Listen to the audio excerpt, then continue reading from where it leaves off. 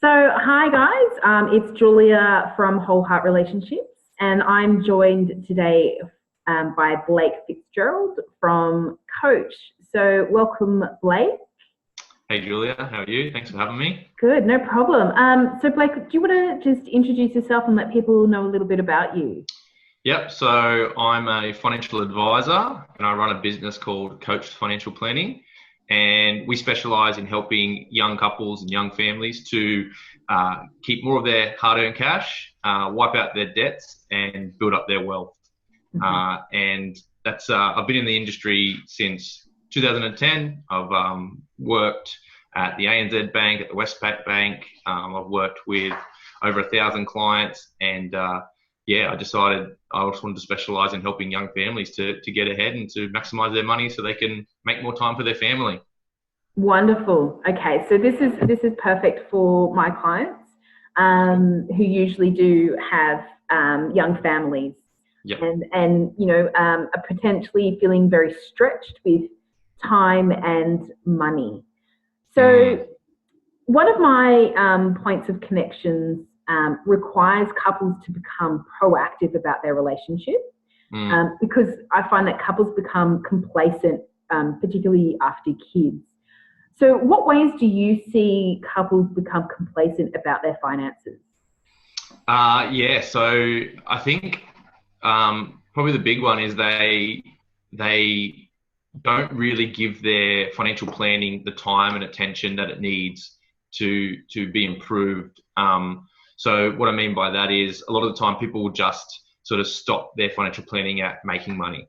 So often what I'll tell clients is making money is only 1/3 of the equation. So if you want to really improve your finances and get ahead, then you need to make money, but then you need to manage that money really well, and you need to maximize it and grow it for the future. And a lot of people don't manage it very well, and they don't really maximize it for the future. And that's where I see them being quite passive and not very proactive in the management or in the maximization of their money. They just kind of want to go to work, make the money, and hope that it'll all work out. But hope's not a very good strategy, I find. Yeah, absolutely. And I guess also because we become complacent about things that are no longer fulfilling for us or haven't really been fulfilling. Do you notice that people's kind of attitude towards like finances or budget is kind of they find it boring or they don't find it very interesting? Yeah, definitely. And that's a big reason why I guess my whole thing's meaningful, or bringing money and meaningfulness together. And so I've actually created a method called the meaningfulness method for that reason. And really it is about helping people to make that connection between their life and their goals and their values and what matters most to them and their money, so that they can do things with their money, so they can align their financial planning to help them have more of what they want in life. And the idea is that then it's not boring anymore, that it actually has more purpose and meaning to them. That's a big reason for it. But also to make it, to make it worthwhile and to help people educate and see the value that money can bring when you do it right. Because you're right. If you haven't been successful with money, it's quite easy to just sort of bury your head and not want to look at it. But that only makes the problem worse. So the whole idea of having more meaningfulness with the money is that it's not boring, it's really purposeful, but also that by bringing that meaning to it and actually wanting to get better with it and devoting your attention, your time and your effort into improving your finances, you will get better. And then that will start to reinforce, that proactivity, that the more you put into this, the more you try to get better, the more you ask for help, the better you'll get, and the more you'll want to keep doing it is the goal there.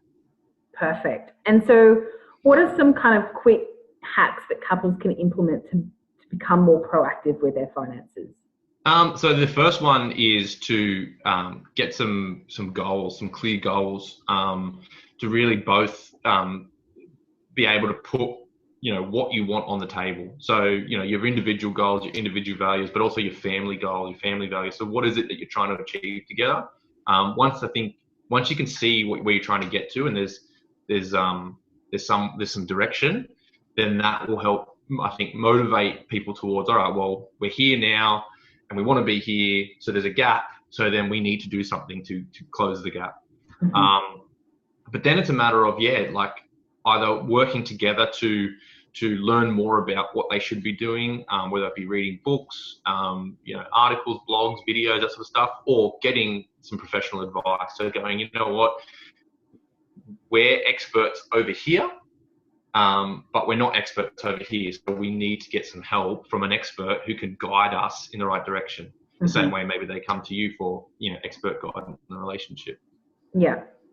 Yeah, absolutely. Because I think that people often, when it comes to relationships, they think, oh, you know what, we can do this ourselves. We can fix our relationship ourselves, or we can become happier ourselves. But what they don't realize is that,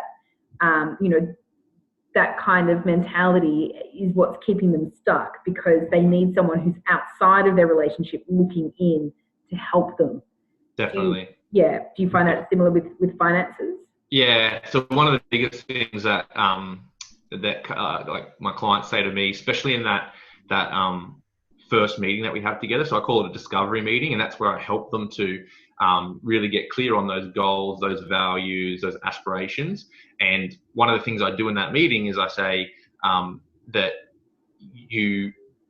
I'll get you to speak first, and then you speak second, so they both get time to say it. But then what ends up happening is they go, oh, wow, I didn't know you felt that way, or I didn't know you wanted that, or I didn't realize that was so important to you. We've never spoken about this. And so one of the biggest things that they thank me for, or they say has been the most valuable part of that meeting, is actually making time to talk about it, to actually be heard, to actually have someone help them have that conversation that they couldn't have on their own. So definitely I think that outside point of view, or that third party, or that objective sort of person, can help facilitate things that are hard to do on their own.